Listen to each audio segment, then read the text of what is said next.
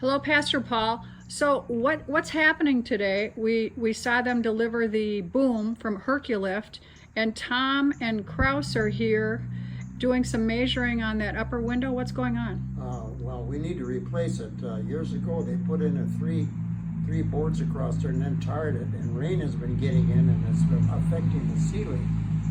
So I went up and I measured on the inside, but I had to measure half and half, and praise God, I did get it measured right. It's exactly what he's got here, but you couldn't really tell because you had to add up.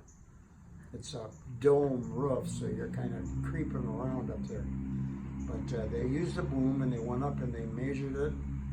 We're getting ready to cut this board out above the outside plywood, and then I painted it a couple of coats, poured it on real good, and now it's measured and getting ready to cut it.